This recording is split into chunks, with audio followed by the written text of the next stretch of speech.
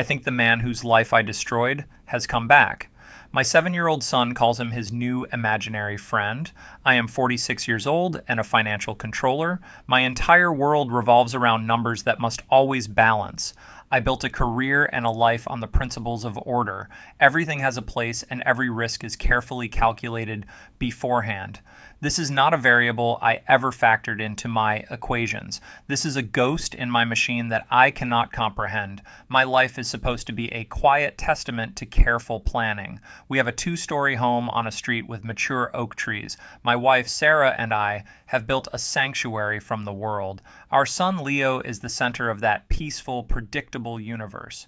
I thought I had successfully buried the past under layers of success. I believed the life I had was the one I had earned. It seems the foundations were built on something much less stable. The truth is that my perfect world is a carefully constructed lie, and now that lie is beginning to show some very deep cracks. It all started so innocently about 3 months ago. Leo began talking about a man named Mr. Ash. He would describe him as being very tall and quiet. He said Mr. Ash was often sad about something long ago. Sarah handled it like she handles everything, with research and patience. She bought a book about the psychology of imaginary companions. She highlighted passages explaining how it was a sign of intelligence. She told me it was a healthy outlet for his young creativity. We agreed to play along because that is what good parents do. We let Leo set an extra plate at the dinner table for him. I would watch my son have these long, whispered conversations. He was talking to someone who was not there in his room. I told myself this was a normal and temporary childhood phase. I found it amusing in a detached, fatherly sort of way. I never imagined it could be anything more than pure fantasy. Then the little details started to feel less like a coincidence. Leo started humming a tune I had not heard in years. It was an old, obscure song a colleague used to love. He would whistle that exact same melody when he was concentrating. One afternoon, Leo told Sarah that Mr. Ash missed his own son. He said Mr. Ash could not see his little boy anymore. That statement felt like a sharp piece of glass in my gut. I tried to push these uncomfortable feelings away immediately. I told myself that children just absorb things from everywhere. He probably saw something similar in a movie or a cartoon. The alternative was simply too insane for me to consider. My denial was a shield I held up against the impossible. But that shield shattered into a million pieces last night. We were having a quiet family dinner just like any other. The house was calm and the evening felt perfectly normal. Leo was pushing his green beans around his dinner plate. He suddenly looked up at me with his serious little face. He told me Mr. Ash said he used to work with numbers. He said Mr. Ash worked in a very tall glass building downtown. A cold feeling started spreading through my entire chest. I asked him what else his imaginary friend had told him. I was hoping he would say something childish and wrong. He said Mr. Ash had a very large glass desk by a window. 15 years ago, I framed a man to save my own career. That man I destroyed had a large glass desk by a window. I tried to forget what he said the very next morning. I made breakfast for everyone just like it was a normal day. I focused on the sound of the toaster popping up. I commented on the weather and the traffic report. Sarah and Leo acted like nothing unusual had even happened. They were living in a world that still made perfect sense. I was the only one who felt the ground starting to crumble. My life before this was a fortress of carefully planned routines. Weekends were for mowing the lawn and trips to the hardware store. We would have barbecues with neighbors who talked about schools. Our conversations were safe and centered on property values. I worked hard for that predictable and boring suburban peace. It was the prize I received for a single terrible decision. I convinced myself for 15 years that the price was worth it. I buried the memory of David Chen under a mortgage. I hid his ghost behind new furniture and family vacations. That system had worked perfectly until my own son compromised it. I remember some of the earlier warning signs I chose to ignore. About a month ago, Leo was drawing a picture of a dog.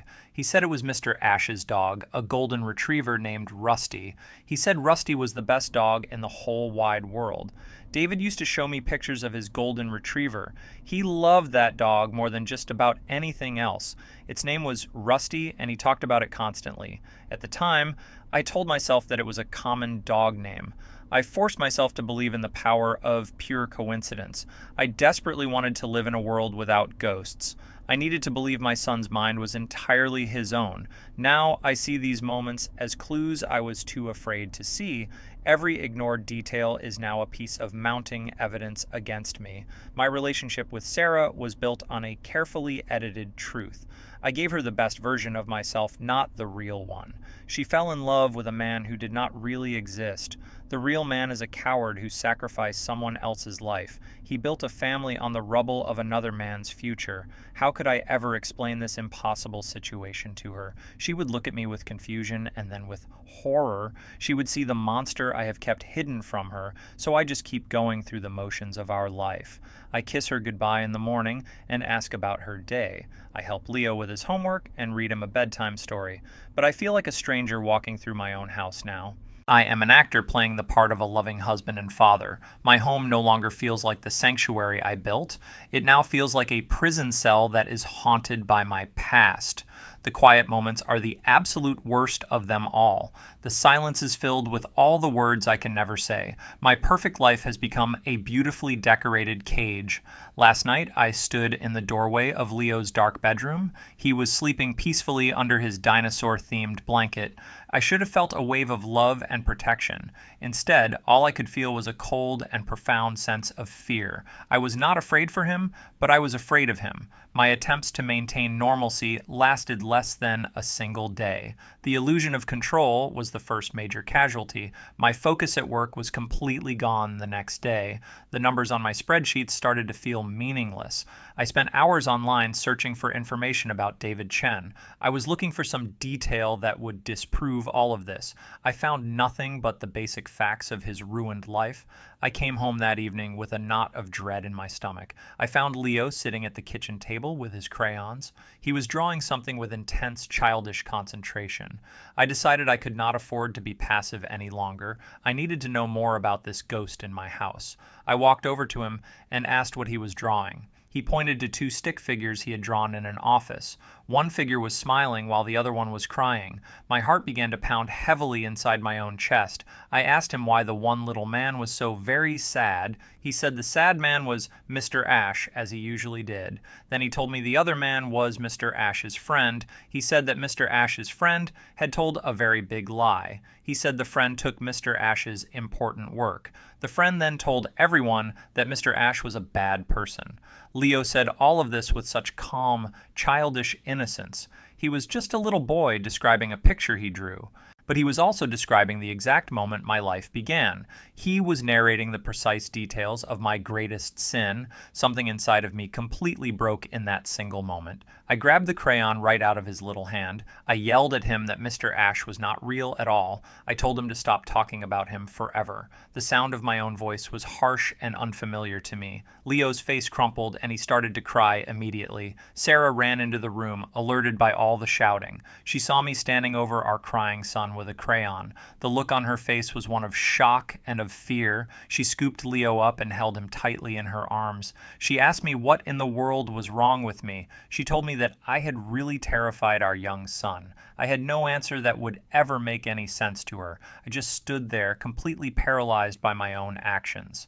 Later that night, I tried to apologize to both of them. Leo would not even look me directly in the eyes. Sarah accepted my apology with a cold and distant nod. The family I built to protect me from my past was broken. I had become the thing that was frightening my own child. I sat alone in the dark kitchen for hours after that. I was starting to seriously doubt my own sanity. Maybe I was the one who was projecting all of this, but then I looked at the childish drawing on the table. It was the confession I had never been able to make.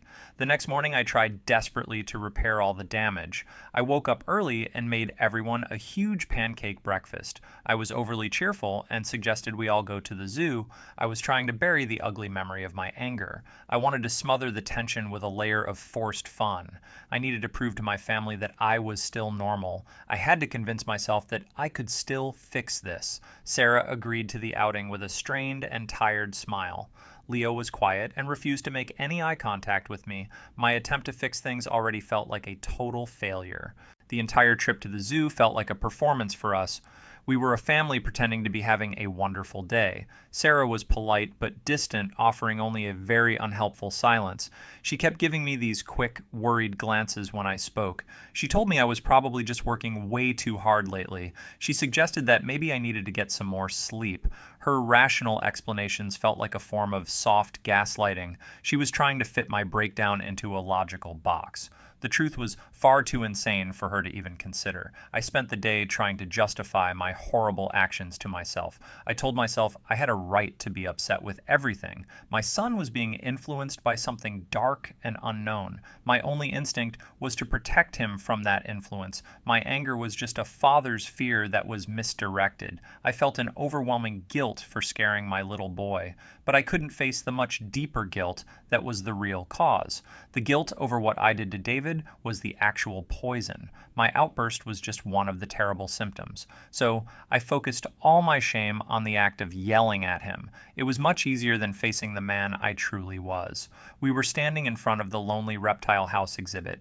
Leo was holding his mother's hand, and not my own hand. He whispered something to her that I could barely hear. I heard him ask her if his daddy was still mad at Mr. Ash. He wanted to know if Mr. Ash had to go away now. That question just completely gutted me right where I stood. It proved that my pathetic attempt at repair was a failure. The car ride home was filled with a thick, heavy silence. I had shattered the peace of our family in one night. Sarah's silence was no longer unhelpful. It was accusatory. Leo's fear of me was a quiet wall between us now. I was the monster in the house that they were afraid of. I had tried to fix things, but only made them much worse. We returned to the house that was supposed to be our home. It felt like three strangers entering a building together. The confusion I felt was no longer about the ghost. It was about my own role as the destroyer of my world. The week that followed the zoo trip was cold and quiet. The silence in our house had a very specific heavy weight. Sarah and I spoke only about necessary household logistics. She no longer asked me how my day at the office was. She looked at me like I was a problem to be managed. Leo started avoiding being alone with me in any room. He would wait for his mother before coming down for breakfast. If I entered his playroom, he would find a reason to leave. I was an intruder in the very life I had built. My family's fear of me was a constant, unspoken accusation. I felt the truth of my situation, but had not yet acted. The situation required a response I was not ready to give. The evidence of my haunting continued to mount in small ways. I would hear Leo whispering about numbers to Mr. Ash. They were account numbers from the old fraud case files, but the final irrefutable proof came on a Thursday night. I was putting away some of Leo's freshly cleaned laundry. His room was filled with his usual collection of toys. I saw a small metallic object on his nightstand. It was an old tarnished silver keychain next to a plastic dinosaur. It was shaped like a small compass with a cracked glass face. My blood ran completely cold when I picked the object up. I knew this keychain from more than 15 years ago. It had belonged to David Chen, and he carried it everywhere. He once told me it was a gift from his own father. He said the needle always pointed north to his old home. I was holding a physical piece of David's life in my hand.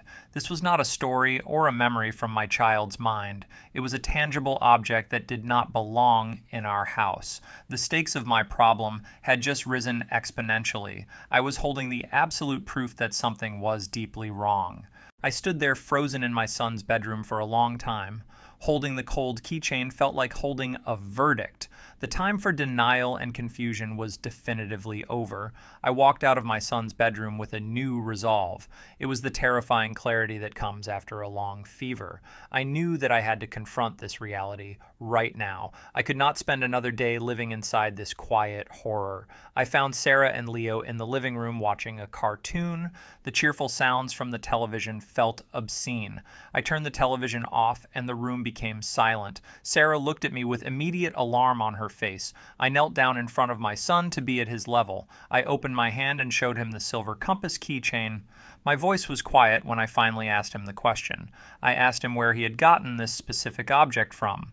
Leo looked at the keychain without any sign of surprise. His answer was simple and delivered with childish honesty. He said that his friend, Mr. Ash, had given it to him. I had to ask him the next and most impossible question. I asked him how his friend had managed to do that. He looked at me with his clear and innocent blue eyes.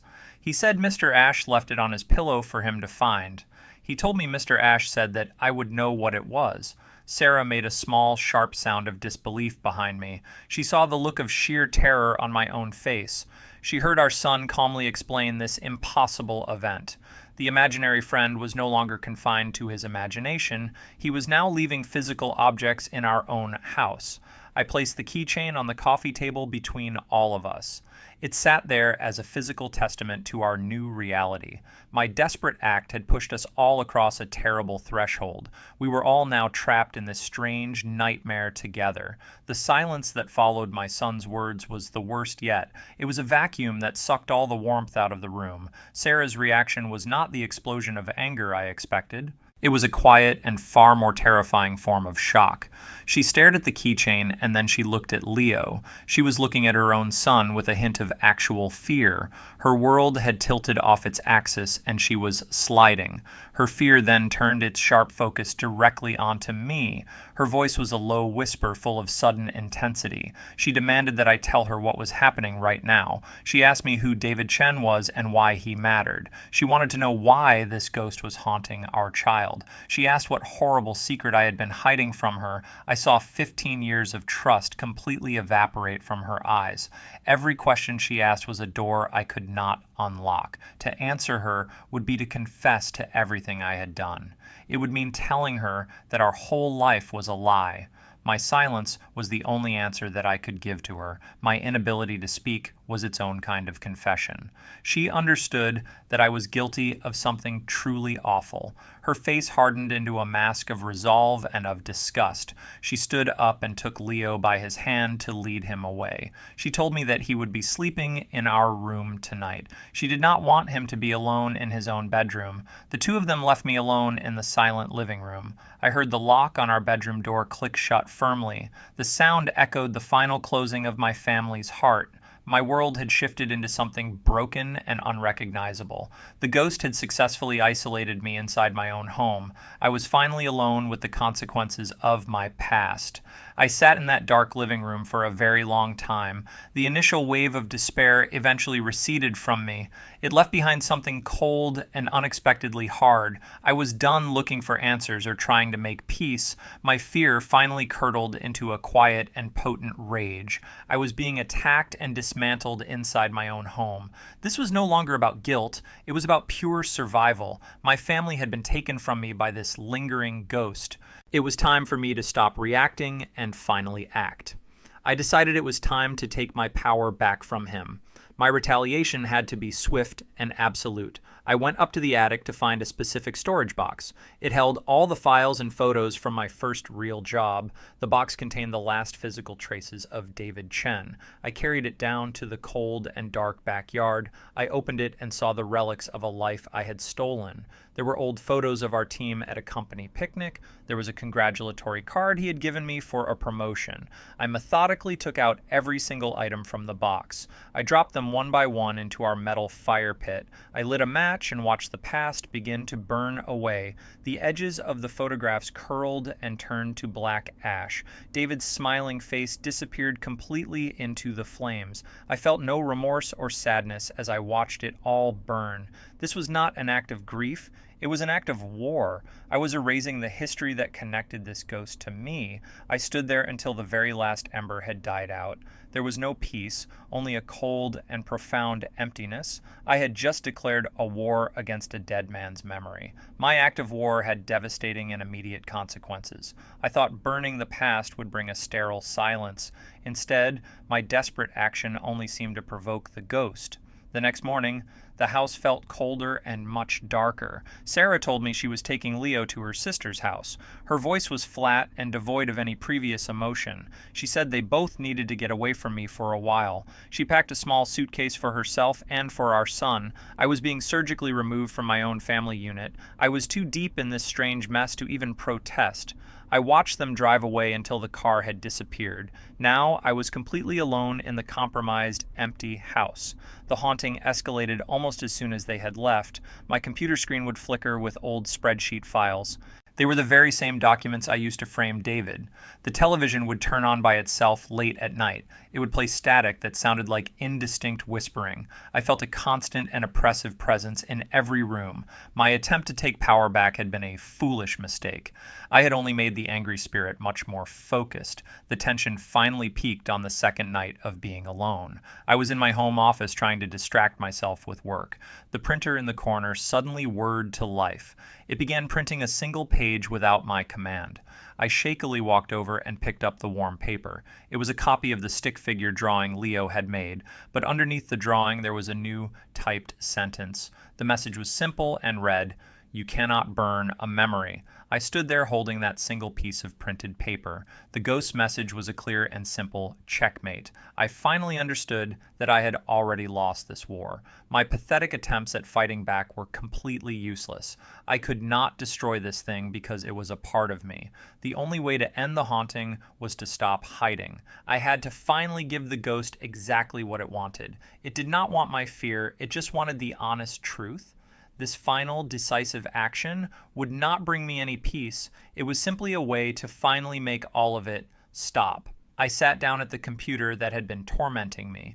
I opened a blank document and began to type out my story. I wrote down every single detail of the fraud I committed. I explained how I methodically framed an innocent man. I named the partners who had ignored all the warning signs. It was a cold and factual account of my own corruption. When I was finished, I sent the confession everywhere. I emailed it to the current board of my old company. I sent it to the alumni newsletter of my university. I posted it on a public forum for corporate whistleblowers. I hit the send button and unleashed the truth to the world. It was a final blow delivered directly against myself. In the exact moment that the message was sent, it stopped. The oppressive, cold presence in the house just vanished. The air became still, and the silence was no longer menacing. It was just an empty and neutral silence. The haunting was finally over because its purpose was complete. This was not a moment of healing, it was just an end. The silence in the house remained after my confession. It was no longer a supernatural presence, just a deep emptiness. My phone started ringing constantly for 2 straight days. I saw the names of reporters and former colleagues flash. I unplugged the phone from the wall to stop the noise. The outside world was now just a distant and irrelevant clamor. I have not heard a single word from my wife, Sarah. There has been no angry phone call and no final text message. Her silence is more profound than any argument could ever be. I know that part of my life is now completely over. The family I built on a foundation of lies is gone for good. There is no reflection or sense of recovery in this void. I do not feel any peace for telling the honest truth.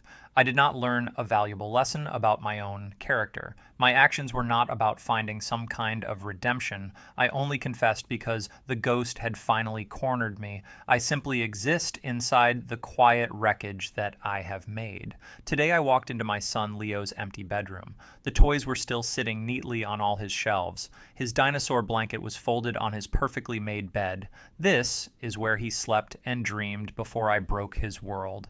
I looked at the empty pillow where the ghost left the keychain. A final and very brutal truth settled deep within my bones. I did not do any of this for justice or for his forgiveness. I told the truth only to make the haunting finally stop. I sacrificed my son's father just to silence a ghost. If you enjoyed this video, support it with a like, subscribe to the channel, and leave a comment with your thoughts. Your reaction helps me create new stories.